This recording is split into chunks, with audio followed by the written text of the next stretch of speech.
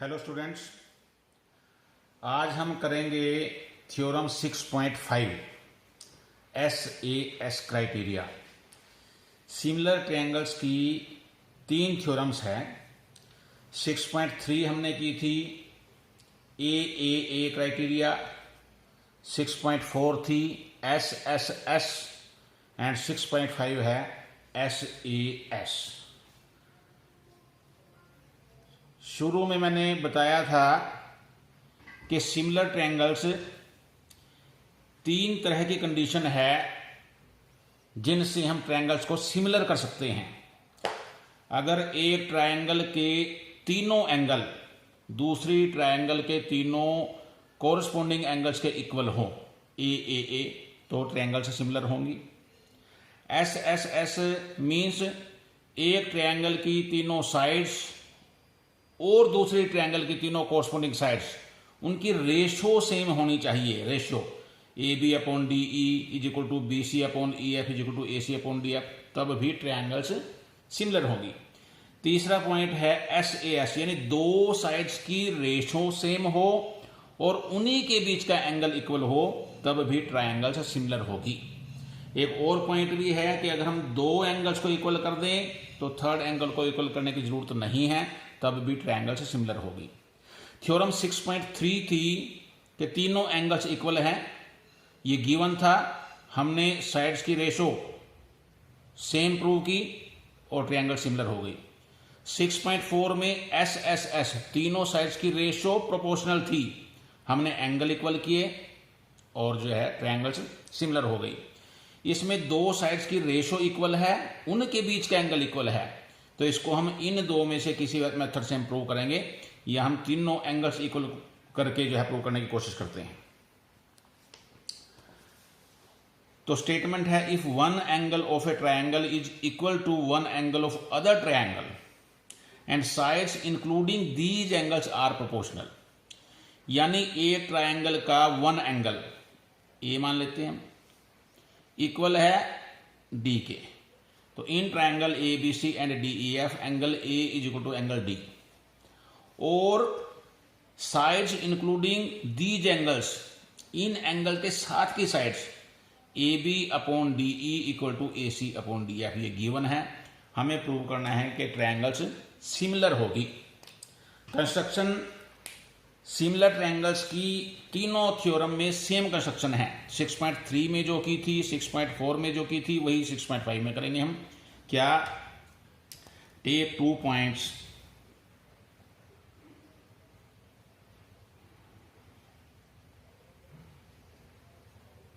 P and Q on DE and DF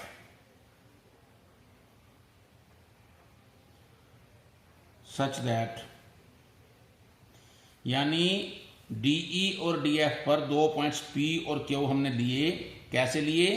कि DP equal होगा AB के and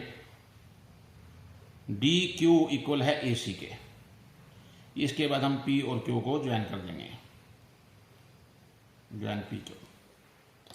अब हम प्रूफ करते हैं। जो गिवन है इन्हीं में से कोई पॉइंट लेके चलेंगे हम। एक एंगल हमें पता है, एंगल A और D। सबसे पहले हम इन दोनों ट्रायंगल्स को ही कंसीडर करते हैं। इन ट्रायंगल ABC एंड DPQ, गौर करो दोनों में AB और DP इक्वल है, AC और DQ इक्वल है। दोनों पॉइंट हमारे पास कंस्ट्रक्शन में है, बाय कंस्ट्रक्शन देख सकते हैं। AB DP के इक्वल है, AC DQ के इक्वल है, और एंगल A और D भी इक्वल है गिवन में। Angle A is equal to angle D given. अब 3 पॉइंट पूरे हो गए तो ट्रायंगल ABC और DPQ कॉन्ग्रुएंट हो गई। Therefore triangle ABC congruent triangle DPQ। कौन सा क्राइटेरिया यूज किया हमने? एस ए एस, दो साइड बीच का एंगल, एस ए एस। अब अगर ट्रायंगल्स कॉन्ग्रुएंट हो तो हम इनके कोरस्पोंडिंग पार्ट्स लेते हैं। इसका मतलब क्या हुआ कि एंगल बी किसके इक्वल आएगा? एंगल पी के। Therefore angle B is equal to angle P, और एंगल सी किसके इक्वल आएगा? क्यू के। इनको हम लिखते हैं C P C T, corresponding parts of congruent triangles. अब आ जाओ गिवन का जो दूसरा पॉइंट था, ये लेंगे A B upon D E is equal to A C upon D F. और अब कंस्ट्रक्शन में हमने क्या माना? ए बी और डी पी इक्वल है, तो ए बी की जगह हम डी पी लिख सकते हैं। कंस्ट्रक्शन में ही ए सी और डी क्यू इक्वल है, तो ए सी की जगह हम डी क्यू लिख सकते हैं। लिख देंगे यहां since A B is equal to D P and A C is equal to D Q. अब इस पे गौर करो, D P upon D E equal to D Q upon D F. तो थेल्स थ्योरम का कन्वर्स क्या कहता है कि अगर रेशो सेम हो तो ये लाइन पैरेलल होगी। देयरफॉर पी क्यू पैरेलल आ गया ई एफ के। कैसे? कन्वर्स ऑफ थेल्स थ्योरम का कन्वर्स भी लिख सकते हैं हम, बीपीटी का भी लिख सकते हैं, सेम बात है। बीपीटी या थेल्स थ्योरम सेम है। अब अगर पी क्यू और ई एफ पैरेलल आ गया तो इट मीन्स एंगल पी और ई इक्वल होगा। क्यों? कोरस्पोंडिंग एंगल्स हैं। Therefore angle P is equal to E and Q is equal to F. जब भी लाइन पैरेलल हो तो कोरस्पोंडिंग एंगल हमेशा इक्वल होंगे, कोरस्पोंडिंग एंगल्स। बट यहां हमने क्या प्रूव किया हुआ है? Angle B is equal to P and angle C is equal to angle Q. अब इन पे गौर करो, angle P is equal to E, B is equal to P, P दोनों में कॉमन है, it means angle B is equal to E आ गया। Therefore angle B is equal to E, Q F के इक्वल है, C Q के equal है, Q common है तो सी और एफ इक्वल आ गया, and angle C is equal to angle F. ये ध्यान रखना है,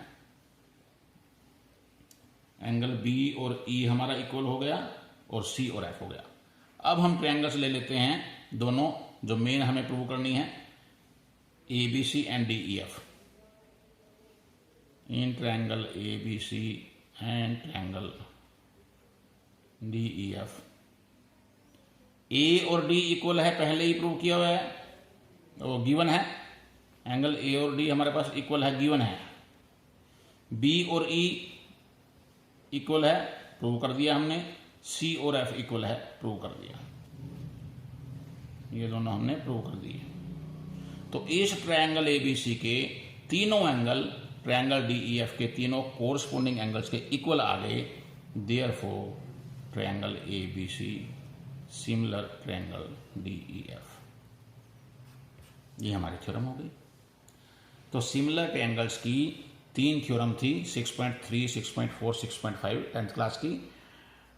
A S S S and S A S, तीनों को हमने कर लिया। तो इसको अच्छी तरह से ध्यान से दोबारा इसको स्टडी करना है, और नेक्स्ट वीडियो में हम एक्सरसाइज शुरू करेंगे, 6.3 के कुछ सम्स लेंगे। तो चैनल वर्सेटाइल एजुकेशन के नाम से अगर पहले सब्सक्राइब नहीं किया तो इसे सब्सक्राइब कीजिए। Thank you.